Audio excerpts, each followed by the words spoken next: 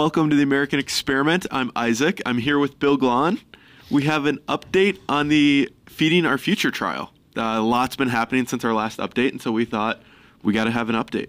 Yeah, the last time we did one of these video updates was right after the very first courtroom trial in the case, where there were 7 defendants who were on trial for fraud, defrauding the government of the Feeding Our Future free food programs, and 5 of them were convicted, and that gave rise to the related juror bribery case, which has been going on since June, and a lot has happened in the case in these last few months.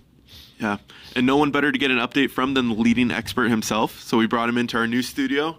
Yes, the new studio is fabulous, so I got to say kudos to Isaac at all his hard work. Well, thank you, thank you. So, Bill, I hear there's some upcoming sentencing going on. Yeah, so I get asked, these are questions that you're going to ask me that I get asked quite a bit by people on Twitter or just out on the street, out in public. Has anybody been sentenced in this case yet? So I mentioned 5 individuals who were convicted in that first courtroom trial. That was back in June. And since then, and we'll talk about this some more, we've had 22 others plead guilty. And this is going back 2 years now. The first guilty pleas were entered back in the fall of 2022. To the present, no one's been sentenced. There hasn't been a single sentence handed down. And it looked like next week we were going to get a bunch of them, but it looks like we're just down to 1 person who's going to be sentenced next week. All the others got postponed. And these are the people who were convicted in that very first fraud trial, which ended back in June, involved the juror bribery case. And so the guy who's going to be sentenced next week is named Mohammed Ismail. And he was a co-owner of the Empire Restaurant and Market, which was located in Shakopee and was the center of this group of 7 defendants.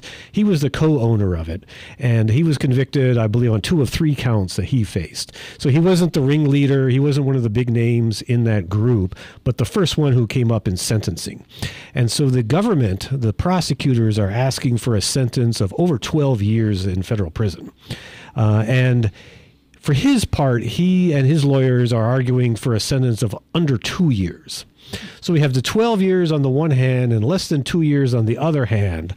So I don't know how the judge is going to split the difference, what she's going to decide. Is she going to accept the prosecutor's premise, the defense premise, somewhere in the middle? We'll find out in the middle of next week. And so that'll be the first and only sentence. That'll be the first sentence so far. And then there was another one scheduled for next week, and his name is Mukhtar Sharif, and he was part of that same group. And he was famous for being the proprietor of this thing called the Afrique Hospitality Group, which was creating a event center in this warehouse space near the Mall of America. And the prosecutors, he was convicted on 4 of 6 counts. Prosecutors have proved to a jury that he diverted this free food money to his other business endeavors, and they've asked for a sentence of more than 21 years in his case. So they really want to throw the book at him. And so he's asking for something under 5 years. So there's a big gap in terms of years, even bigger than the first case. 21 years versus under 5 years. Although we'll get to this in a little bit, there's some extenuating circumstances in his case that's caused them to postpone his sentencing beyond next week. Wow.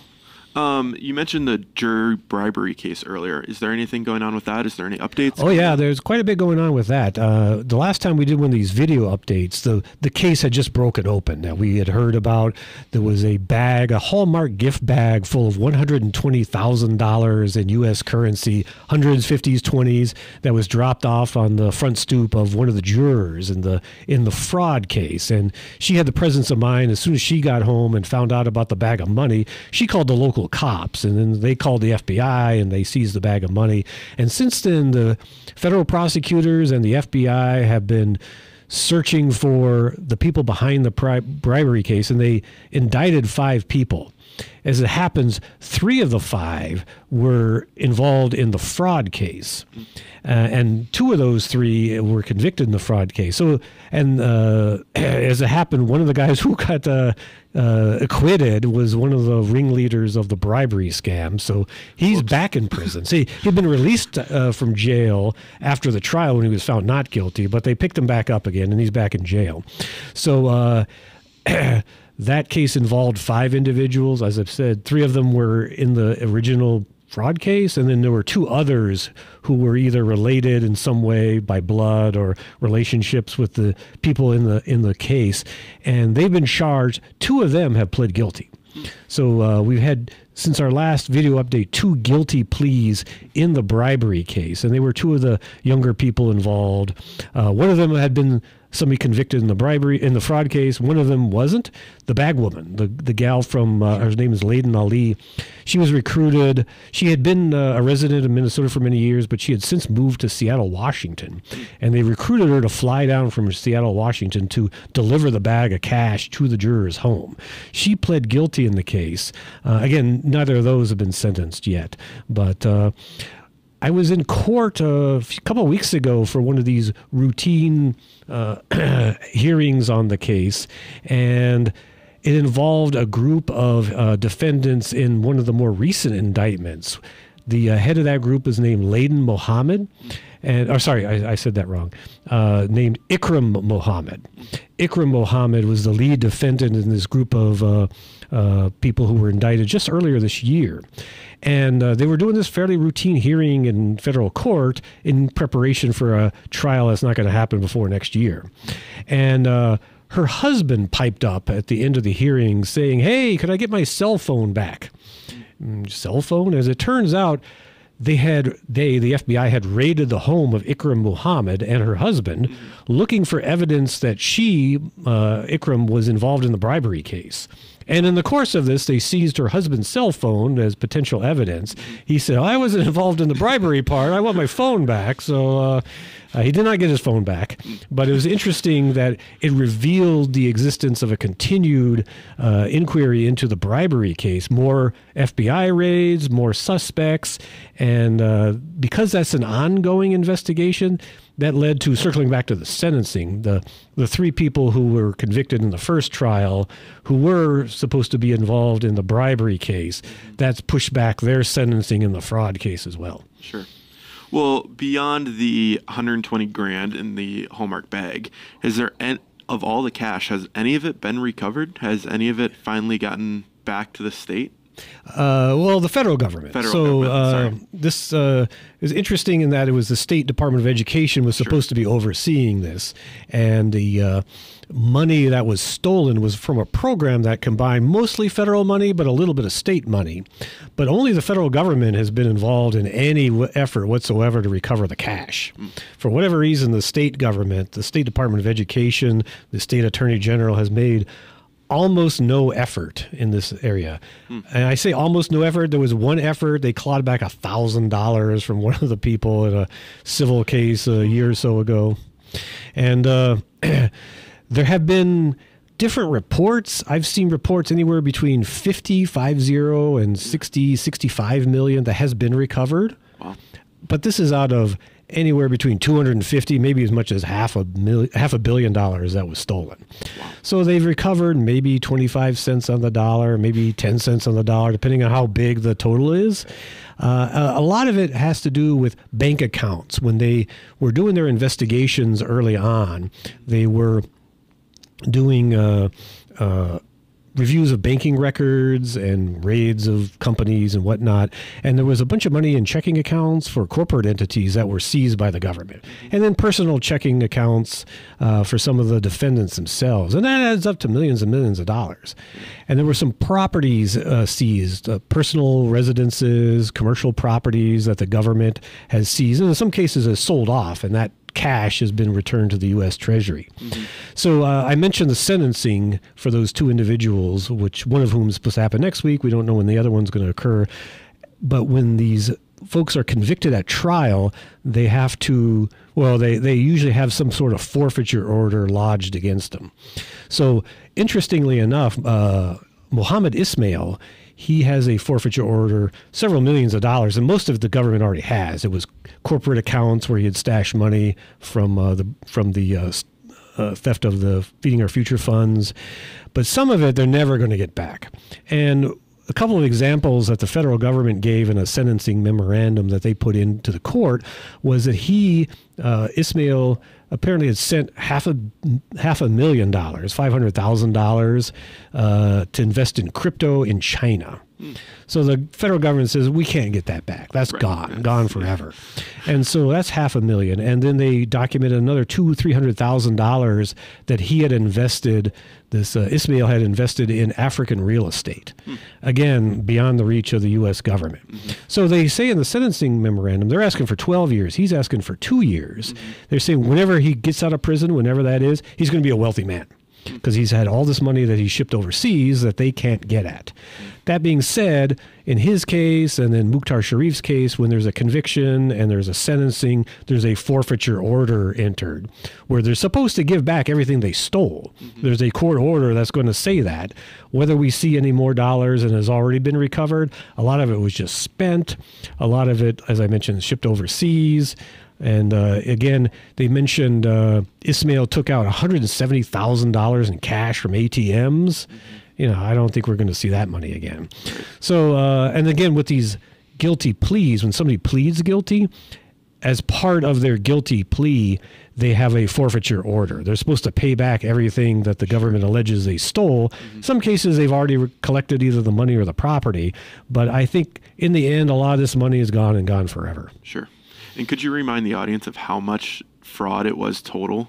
Well, the U.S. attorney has been very careful when he's been asked this question. And Andy Luger's his name. And he's always answered $250 million at least. That's the floor, not the ceiling. And that was when he indicted the first 47 people in the case. Since then, we're up to 70. And he's never updated the number. He's always stuck with the 250 because he doesn't need a number. He just stick with the lowball number. I've done a calculation. Based on my calculation, the total number is closer to $500 million. Wow. And so we may never get a final accounting of every dollar, but it's a big chunk of money. In fact, the federal government describes this Feeding Our Future case as the largest single COVID-related fraud in the United States. Wow. So there have been other ones, like you've heard about PPP fraud or unemployment insurance fraud, when you add up the dollars across the country. But as a fraud, single group of people conducting a fraud, it's the largest one in America. Wow. Minnesota first again. Again, we produce more news than we can consume locally. There you go. Well, kind of changing gears on you here a little bit, but I hear Amy Bach is back in the news. Yes, defendant number one. Amy Bach is the former founder and chief executive officer of the nonprofit Feeding Our Future, after which the scandal is named. She is defendant number one in the case. She has pled not guilty. Her group of defendants hasn't come up in trial yet. That's not scheduled until next year. But she and her other defendants are on release. That is, they were released on bond. They are free. They're walking the streets. And as part of that, you have to make all kinds of disclosures because they're concerned you have the means and the wherewithal to flee the country. Sure. And you have to disclose all of your financial assets.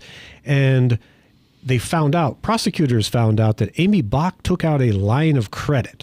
And assets and liabilities have to be disclosed. So she took out a line of credit for a student loan line of credit in the amount of $186,000. Wow. Now, I'm all for lifelong learning, but that sounds like a lot of money to someone in their middle age to be either financing or refinancing student debt. Sure.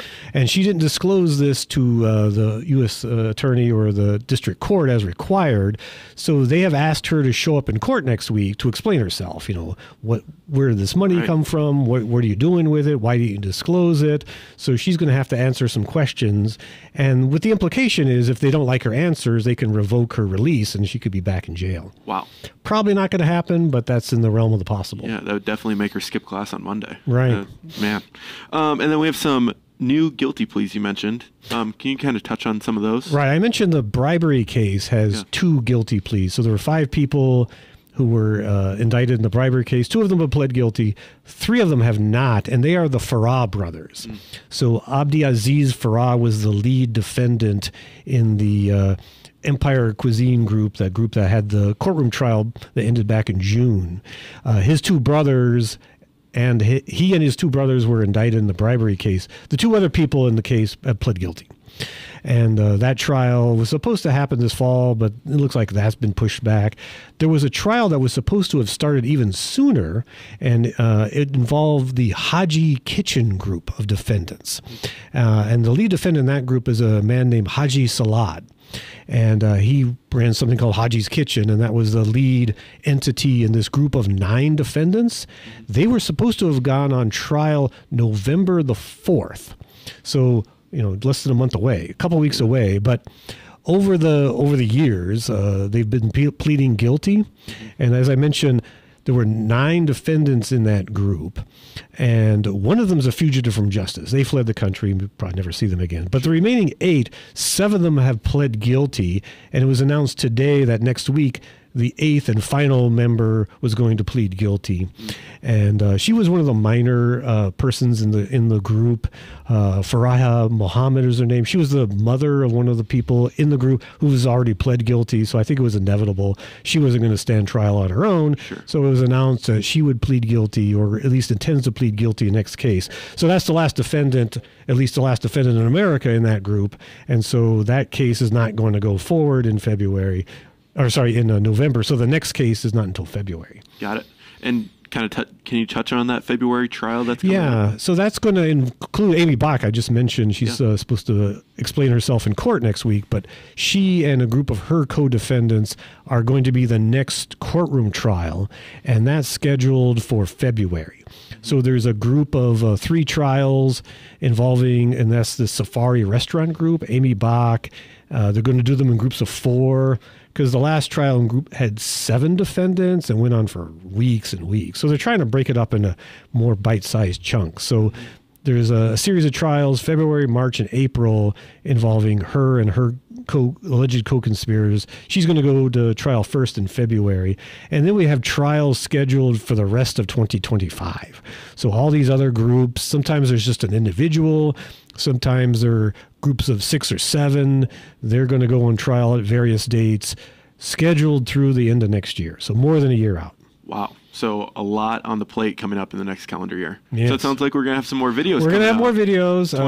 Through 2025. Yeah. So this case doesn't ever shrink in size. None of these charges have ever been dismissed. We did have 2 acquittals, but it just seems to grow and grow. And when he is asked a question, Andy Luger, the U.S. attorney, always says more indictments on the way. Oh, wow. And the last batch was earlier this year, but you read some of the filings, and there are lots of people mentioned by initials or by name who haven't been indicted yet. And I'm guessing the time isn't quite ripe yet. Wow. A question I know you get a lot, and that surrounds the trial a lot, the citizenship status of a lot of these defendants. Can you touch on that? Or, I guess you can speak to it better. Yeah, again, there's 70 defendants so far in the case, more to come most likely. Some of them were born in America. Some of them were natural-born American citizens, so there really isn't an issue there. But the bulk of them were born abroad, and either Somalia or somewhere in East Africa. The bulk of them are naturalized U.S. citizens, that they came here legally as refugees, and they went through the process and became natural citizens. In fact, 2 of the people who were convicted in that first trial, I mentioned Abdiaziz Farah.